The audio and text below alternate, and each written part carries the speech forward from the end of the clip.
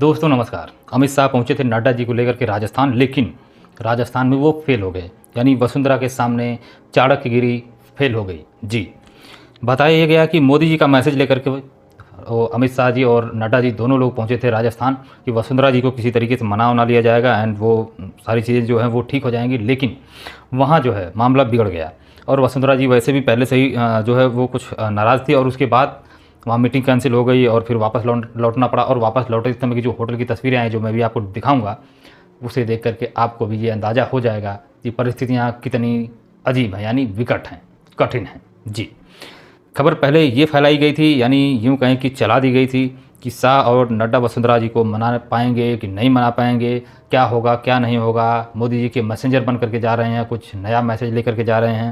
अटकलों के बीच में जो चीज़ें सामने निकल करके हैं उसमें ये पता चला कि वसुंधरा जी जो खुद ही नाराज़ हैं बहुत ज़्यादा, और पदाधिकारियों के साथ जो मीटिंग उठ गई थी वो सारी कैंसिल होने की वजह से स्थिति जो है और ख़राब होती हुई दिख रही है। और इनके पीछे जो कारण बताए जा रहे हैं वो ये हैं कि नड्डा जी और शाह जी और ये सेंटर की जो बीजेपी है वो ये चाहती है कि वसुंधरा जी जो हैं वो राजस्थान से निकल करके वो सेंटर की राजनीति में आ जाएँ और राजस्थान को खाली कर दें। लेकिन वसुंधरा जी का ये कहना है कि भाई हम तो रहेंगे यहीं पे, क्योंकि वहाँ वो एक अलग ही उनका जो भी है वो उन्होंने अपना एक अलग माहौल बना रखा है, वहाँ अपनी एक राजनीतिक पहचान बना रखी है, अपनी एक ज़मीन बना रखी है, वो उस चीज़ को छोड़ना नहीं चाहती हैं। और इन्हीं चीज़ों को लेकर के ये सारा विवाद हो रहा है।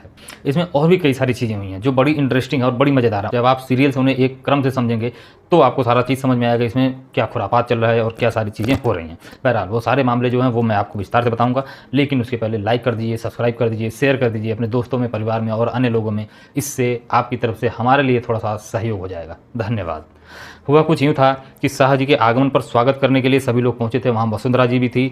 और बताया ये जा रहा है कि शाह जी ने फूल तो लिया, जो आप तस्वीरों में भी देख सकते हैं कि शाह जी ने जो है वो फूल बारी बारी सबसे लेते जा रहे थे। वसुंधरा जी का भी फूल उन्होंने पकड़ा तो, लेकिन उनकी तरफ देखा नहीं, यानी आई कांटेक्ट नहीं हुआ। सीधे उनके एक जो होता है कि वो स्टेट की मुख्यमंत्री रही हैं वहाँ, तो उनसे एक जो सौहार्दपूर्ण तरीके से जो बात होनी चाहिए, जो स्वागत और अभिनंदन होना चाहिए, वो उस तरीके से दिख नहीं रहा तस्वीरों में। और इसी चीज़ को लेकर के सारे लोग सवाल भी उठा रहे हैं, कई सारे लोगों ने बहुत कुछ कहना शुरू कर दिया, कई सारी रिपोर्ट इस पर निकल करके सामने आई। बताया ये जा रहा है कि वसुंधरा राजे से उन्होंने फूल तो लिया पर उनकी तरफ देखा नहीं और थोड़ा आगे बढ़ गए, और आगे बढ़ करके वो रुके, वहाँ उन्होंने कुछ बात वगैरह की। बहरहाल इन सारी चीज़ों से अलग हट करके जरा सा आप सोचिए, नारी शक्ति अभिनंदन बिल लेकर के आए, उसमें यह कहा गया कि इससे महिलाएं आत्मनिर्भर बनेंगी, उनका सम्मान बढ़ेगा, संसद में उनकी भागीदारी बढ़ेगी। तो आप जरा सा सोचिए कि वसुंधरा राजे भाजपा की राजस्थान में सबसे बड़ी लीडर हैं आज के तौर में, जनता के बीच में, यानी जो भाजपाई वहाँ के जो भाजपा के समर्थक हैं उनमें सबसे बड़ी वो एक उम्मीदवार के तौर पे हैं सीएम के लिए। तो ऐसी स्थिति में आप उन्हें कैसे दरकिनार कर सकते हैं? यदि आप सचमुच में नारी शक्ति अभिनंदन लेकर के आना चाहते हैं, आप चाहते हैं कि महिलाओं की भागीदारी बढ़े, तो आप एक अपने ही पूर्व सीएम से ऐसा व्यवहार क्यों कर रहे हैं? जिस तरीके की खबरें निकल करके आए हैं उस आधार पर यदि देखा जाए तो सचमुच में ये बहुत दोनों चीज़ें मिल ही नहीं रही हैं। आपकी बातें और यानी जो कहा जाता है कि कथनी और करनी में अंतर है, तो वो अंतर दिख रहा है। कई लोगों ने तो यहाँ तक कह दिया कि ये क्या लोगों को सम्मान करेंगे और क्या ये पार्टी में ले आएंगे, क्या ये संसद में महिलाओं को पहुँचाएंगे, जब ये अपने ही पार्टी के इतनी कद्दावर नेता को इस तरीके से साइड करने की कोशिश कर रहे हैं। और इस तरीके से उनका एक तरीके से ये कहा गया, जब मोदी जी की रैली में भी आपने देखा होगा कि जो तस्वीरें निकल करके आई थी, मोदी जी चलते हुए आते हैं लेकिन वसुंधरा राजे जी थोड़ा सा पहले रुक जाते हैं और फिर वो जनता की तरफ घूम जाते हैं।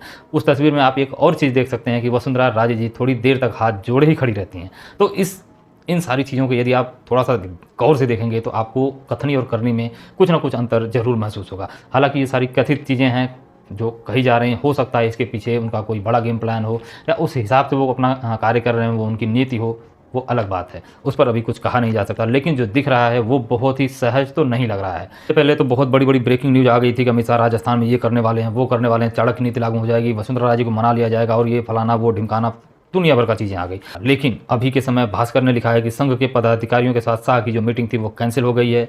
दोनों नेता दिल्ली रवाना हो गए हैं। यात्रा में कम भीड़ आने से नाराज़गी है, गुटबाजी से नाराज़गी है, और उन्हें यानी कि अपने जो स्टेट के जो लीडर्स हैं, अन्य जगहों पर जो कार्यकर्ता हैं, जो काम करने वाले हैं, उन्हें कहीं ना कहीं नाराज़गी जताई भी अपनी। अच्छा, एक बात और स्पष्ट कर दें कि जो शाह जी की मीटिंग थी वो सारी मीटिंग और सब कुछ कैंसिल नहीं हुआ था, क्योंकि रात में जो है जब वो पहुंचे हैं तो रात में वहाँ मीटिंग हुई है, कुछ बातें आपस में हुई हैं, कुछ तस्वीरें निकल करके आई हैं, कोई न कोई वो कार्यकारिणी वगैरह कोई बैठक वहाँ पर हुई जहाँ कुछ लोग इकट्ठा थे, वो बातें कर रहे थे।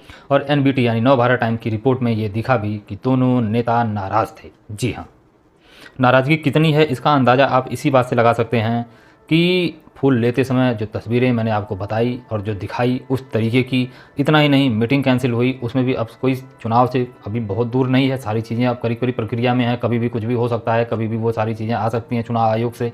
ऐसे समय में इस तरीके की मीटिंग कैंसिल होना और जिस तरीके से वो होटल से गुस्सा के तमतमाते हुए निकल रहे हैं, जिस तरीके की उसमें तस्वीरें आई हुई हैं, बहरहाल वो तस्वीरें बैक साइड से हैं, फ्रंट से नहीं है, तो उस पर कुछ बहुत स्पष्ट रूप से कहा नहीं जा सकता। लेकिन भास्कर ने यही लिखा है कि यात्रा में जो भीड़ कम आ रही है, गुटबाजी जो हो रही है, स्थानीय नेता जो हैं वो विरोध कर रहे हैं और नेताओं की आपस में प्रतिस्पर्धा, यानी कुछ लोग हम बनेंगे वाली नीति, पहली चीज़। दूसरी, टिकट को लेकर के भी एक एक जगह पे दो लोग हैं, कुछ दूसरी पार्टी से आए हुए लोग हैं, वो भी उम्मीदवारी अपनी जता रहे हैं। इन सारी चीज़ों के बीच में कहीं ना कहीं टिकट तो मिलेगा एक ही को, तो उन्हें विरोध का भी सामना ज़बरदस्त तरीके से करना पड़ रहा है यात्राओं में, और इसी वजह से कहीं ना कहीं वो भीड़ भी जो है वो कम आ रही है। जिसे पूछा जा रहा है उसके लोग आ रहे हैं, पर जो दरकिनार हो रहा है उसके लोग नहीं आ रहे हैं, और इस चीज़ को लेकर उन्होंने नाराज़गी भी जताई। अच्छा, अब मोदी जी की रैली होने के पहले की एक नवभारत टाइम्स की रिपोर्ट पर नज़र डालिए। इसमें लिखा गया था कि वसुंधरा पर आलाकमान ले चुका है एक बहुत बड़ा फैसला, और इसको मोदी जी की रैली के बाद खुलासा किया जाएगा और वो सारी चीज़ें सामने आएंगी। लेकिन अभी यदि देखा जाए तो मुझे तो ऐसा ही लग रहा है